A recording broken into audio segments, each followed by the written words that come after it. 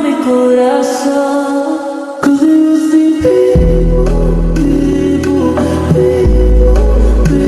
don't really know you, don't really know, they don't really know you. 'Cause it used to be people no te conocen, no te conocen. Drinking more alcohol for the last part of this. Did you check on me? Did you look for me? I walked in the room, eyes are red and I don't smoke banda. Did you check on me? What you did, what you did, come on. What you did. Você vai morar no IML, você tá postando embaixo, tamo de olho com F. Ensinando você quer, você vai morar no IML, você tá postando embaixo, tamo de olho com F. Ensinando você quer, só ser tiro na cara da bitch. Foda-se essa bitch, eu não ligo pra minha ex-bitch. Tô com a nova bitch, vai ser tiro. A few moments later.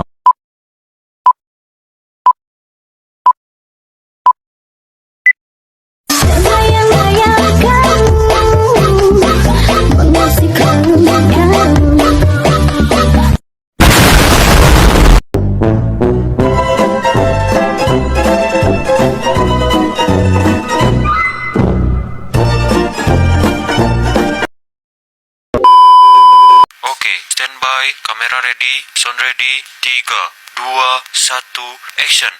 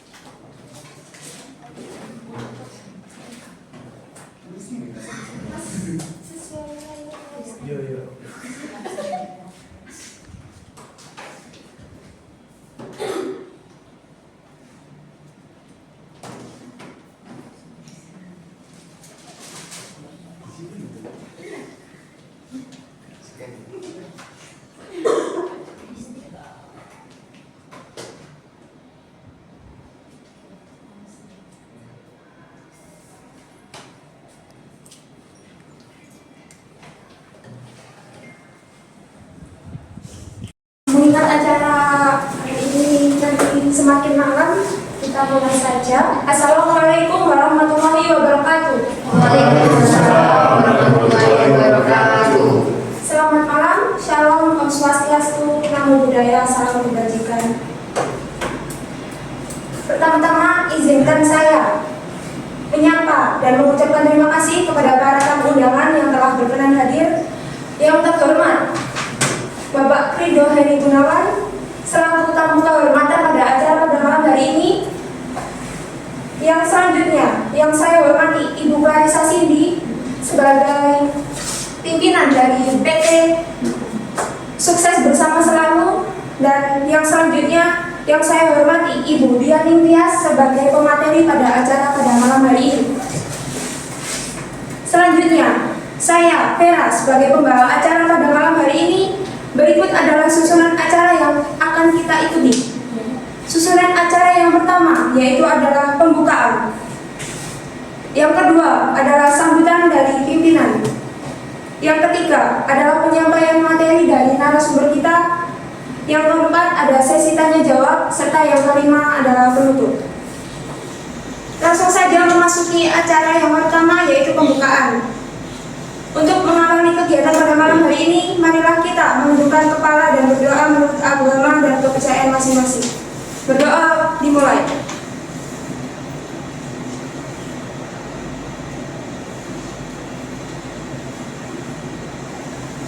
Selesai. Terima kasih. Langsung saja untuk yang kedua yaitu adalah sambutan. Mari kita Bu Clarissa Cindy, waktu dan tempat saya persilakan. Bapak Yuda, para peserta pelatihan dan seluruh panitia yang telah menyelenggarakan pelatihan ini. Sebelumnya saya ucapkan selamat kepada peserta pelatihan yang baru bergabung dalam perusahaan kami. Dengan adanya pelatihan ini, saya berharap Dari acara pada malam hari ini, yaitu penyampaian materi oleh narasumber kita yang sangat luar biasa. Kepada Ibu Dian Ningtyas kami persilakan. Oke, sebelumnya selamat malam. Halo. Oke. Kita di sini akan belajar bareng mengenai meningkatkan efektivitas komunikasi profesional di tempat kerja. Yang saya tahu kalian kebetulan anak baru di perusahaan ini juga, betul? Oke. Next. Jadi untuk our ground rules pelatihan ini ada pertama be aktif. Jadi minta tolong untuk semua peserta itu aktif. Kemudian ada no mobile phones. Tapi ada beberapa saat di mana kalian harus buka HP karena ada post test dan pre-test. Kemudian sudah disajikan makanan dan minuman, jadi boleh sesekali mau makan mau minum silahkan. Ada 5 menit toilet, jadi kalau emang mau ke toilet boleh, tinggal raise hand aja, tinggal izin ke toilet. Oke, selanjutnya untuk ruang pintu keluar ada di sebelah sana. Jadi nanti kalau keluar harus sebelah sana ya. Sorry. Kemudian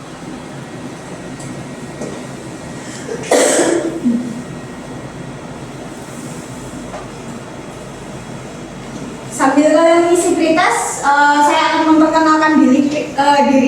Jadi perkenalkan, nama saya Dian Ningtyas. Saya selaku Learning and Development di perusahaan ini. Jadi saya akan memberi materi tentang pelatihan ini kepada kalian untuk sesi pertama. Untuk selanjutnya nanti mungkin bisa ketemu saya atau di tim yang lainnya. Oke, pertanyaannya dikit, hanya 8 aja. Jadi mohon segera diisi.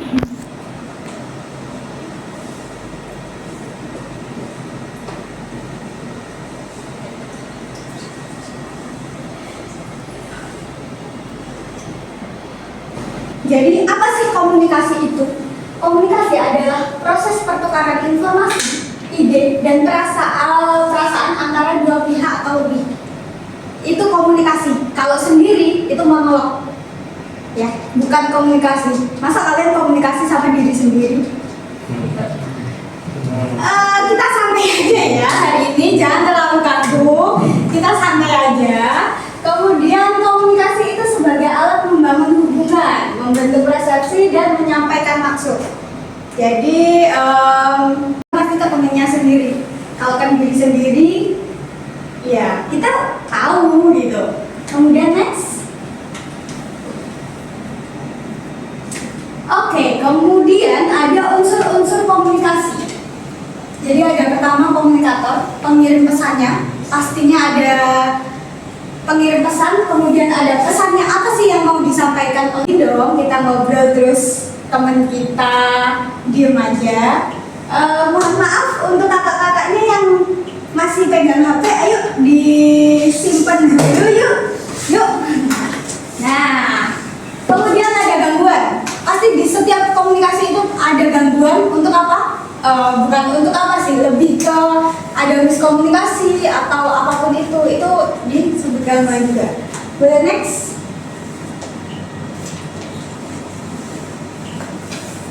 Pentingnya komunikasi profesional. Pertama, membangun kepercayaan dan kredibilitas. Kedua, itu nggak mungkin sembarangan ngobrolnya, ya kan? Masa iya kalian ke pimpinan ngobrolnya sama kayak temen kalian? Kan enggak. Nah, yuk aktif yuk, kan tadi di awal ground kan aktif nih, harus aktif nih. Yuk aktif yuk. Kemudian meminimal konflik.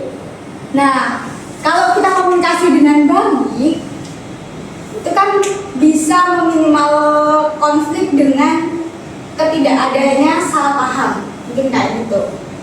Kemudian next, hambatan dalam komunikasi. Pertama, fisik. Fisik ini lebih ke mungkin ruang atau suaranya kurang kencang, atau suaranya terlalu kencang, atau nadanya tinggi. Nah, itu bisa jadi hambatan. Kemudian psikolog, emosi. Ada nih beberapa orang yang kalau ngomong itu menggunakan emosi yang melebih-lebihkan. Itu. Jadi yang kita rasanya mereka emosi, marah atau gimana, ternyata memang orangnya tuh kalau ngomong kayak gitu. Itu salah satu hambatan juga. Komunikasi profesional. Jadi pertama jelas, ringkas, tepat. Apa sih yang mau kalian sampaikan? To the point aja. Tapi jangan terlalu singkat juga. Kemudian sopan dan menghormati. Pastinya kalau bisa ngobrol sama pimpinan jangan pastiin tuh sesuai fakta atau enggak kayak gitu. Kemudian responsif terhadap umpan balik. Jangan defensif, tidak menerima masukan atau kritik. Jadi ketika ada masukan ya kalian terima. Dan ketika mereka berkomunikasi, seenggaknya kalian juga merespon dengan baik juga. Jangan langsung marah. Misal kalian dapat kritik atau saran gitu. Kemudian next. Nah, untuk materi di sesi pertama itu sudah selesai. Mau menjelaskan apa aja? Apa nih?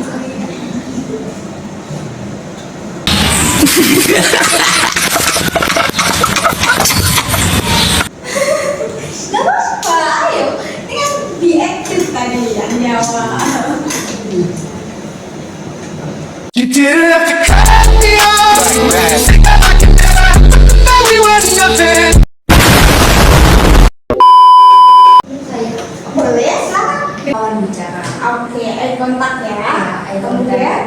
Terus habis itu kita menyampaikan nada bicara itu dengan lembut, tidak ngegas. oke. Dan Kemudian, kita bisa menggunakan bahasa yang sopan namun jelas, tidak bertele-tele seperti itu. oh, Nice. oke. Mungkin itu salah satu contohnya. Jadi kurang lebih saya tahu nih kalian berarti nyimak materi dari saya. Oke, terima kasih Mbak Floren. Oke, kita lanjut ke sesi kedua. Jadi ada komunikasi verbal sama non verbal. Sebelumnya apa sih tujuan kita? Oke, jadi ada yang tahu nggak sih komunikasi verbal sama non verbal? Mungkin dari masnya mau nyebutin apa sih perbedaannya komunikasi verbal sama non verbal? Sejauh ini masih belum paham sih. Oke, belum paham. Ada mau nyebutin mas? Silakan. Kalau verbal itu seharusnya kalau verbal itu biasa. Oke. You can do it. Oke, baca ya. Ya. Oke, jadi bener banget yang dibilang Mas siapa? Oke, Mas Dul. Bener banget, jadi komunikasi verbal itu ada lisan, tertulis, juga kriteria komunikasi verbal. Lisan dan tertulis. Kemudian komunikasi non verbal itu ada bahasa tubuh, ekspresi wajah, kontak. Kemudian isinya pastiin yang jelas. Kemudian jangan lupa ada kata terima kasih dan mungkin ada regards-nya. Gitu. Dan kata-katanya dibuat sebagus mungkin kalau bisa. Jangan asal-asalan kayak kita ngechat by WA. Karena beda banget email sama WA. Gitu. Kemudian kalau yang lisan, intonasi, volume dan pitch itu kurang tersampaikan. Tapi dengan bahasa tubuh lebih tersampaikan secara baik. Mungkin tangannya, mungkin kan ada setiap orang beda-beda. Ada mereka yang lebih tinggi atau terlalu rendah. Seenggaknya kalau kita memakai bahasa tubuh lebih dimengerti seperti itu. Ekspresi wajah. Nah, ini ketika tinggi, nadanya tinggi tapi dia senyum, nggak mungkin dong kita nyebutnya dia marah kayak gitu. Kemudian kontak mata. Perhatiin juga kalau ngobrol sama siapapun itu, lihat matanya. Itu tandanya apa? Kita menghargai sama orang yang kita ada bicara kayak gitu. Kemudian proses ini jarak interaksi. Jadi kalau misal Mas Riko di sana, kecuali kayak gini, ini kan buat cakupan yang lebih luas seperti itu. Kemudian penampilan pribadi ini lebih ke misal kalian ketemu HRD, nggak mungkin dong pakai celana pendek, kaosan, ya kan? Nah itu lebih ke penampilan pribadi. Dari sini ada yang mau ditanyain? Mungkin? Ada? Ada mas?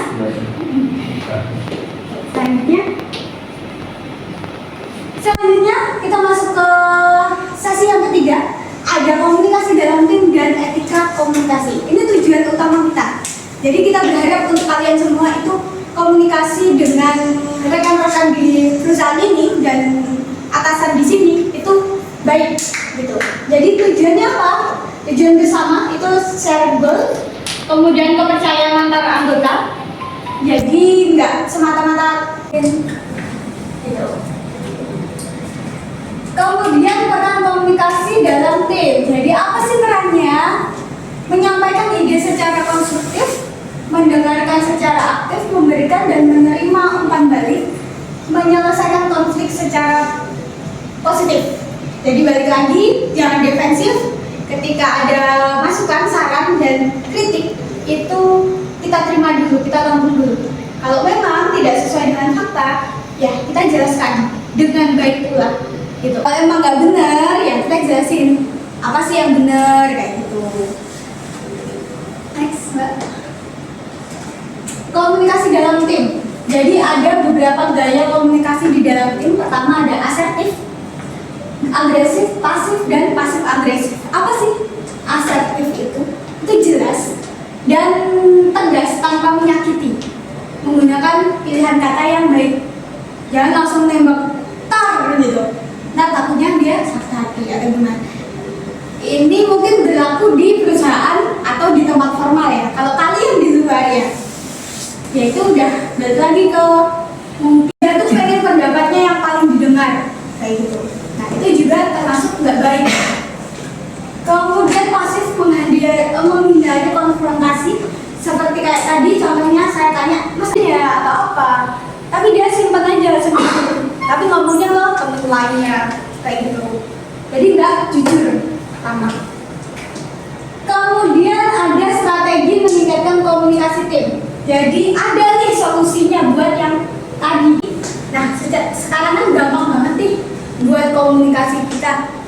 Meskipun kita di tempat yang jauh, kita bisa menggunakan mungkin grup atau by email atau apapun itu.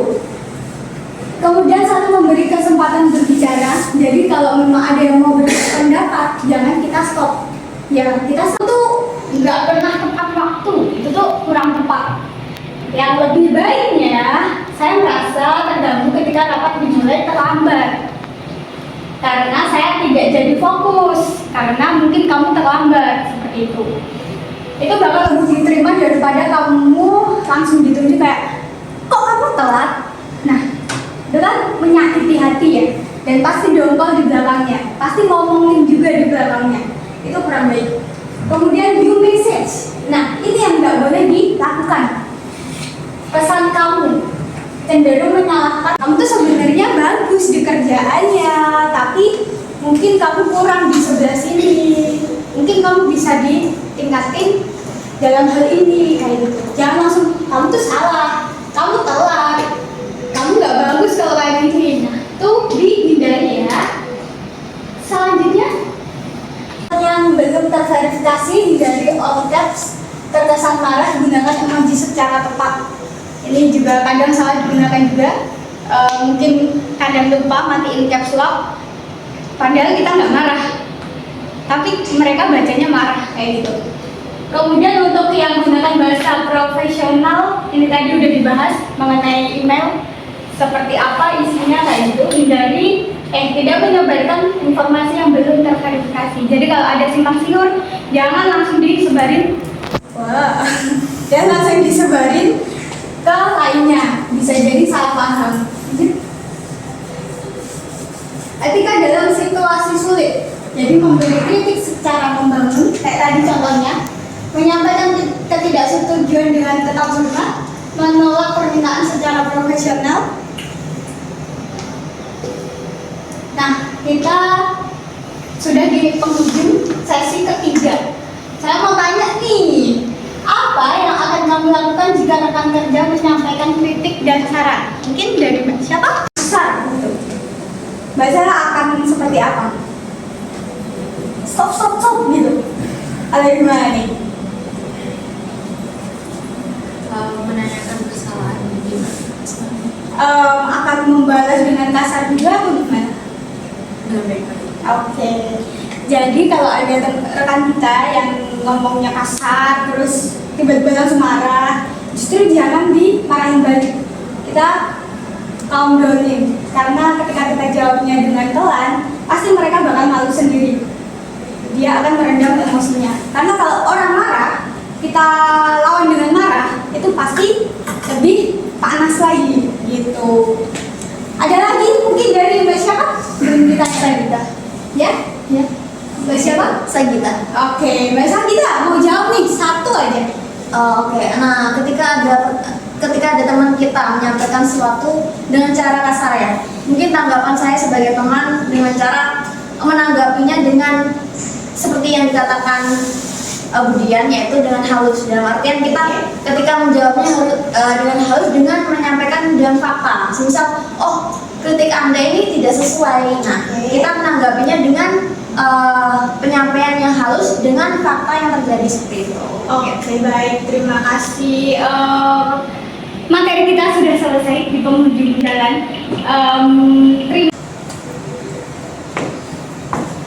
Sorry.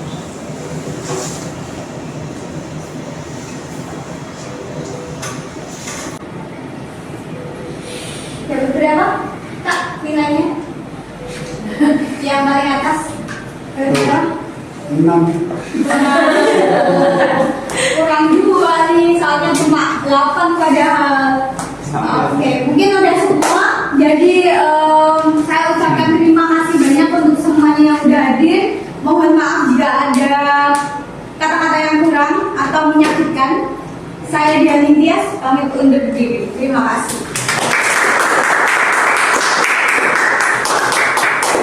Gimana nih teman-teman, apakah ada pertanyaan lagi setelah apa yang dipaparkan oleh Ibu Dian tadi? Cukup. Apakah cukup? Sampai di sini saja? Apa mau nambah lagi? Iya. Nambah lagi? Bayar lagi nanti buat udah Ibu Dian ya. Oke, memasuki acara yang terakhir yaitu ada penutup. Kami ucapkan terima kasih kepada Ibu Dian selaku narasumber kita pada malam hari ini dan teman-teman semua yang telah berpartisipasi pada acara pada malam hari ini. Saya selaku pembawa acara mengucapkan terima kasih yang sebesar-besarnya. Semoga pelatihan ini memberikan manfaat dan bekal kita untuk kedepannya supaya nantinya kita ketika hidup di dunia kerja bisa berkomunikasi dengan baik dan secara profesional. Akhir kata, wassalamualaikum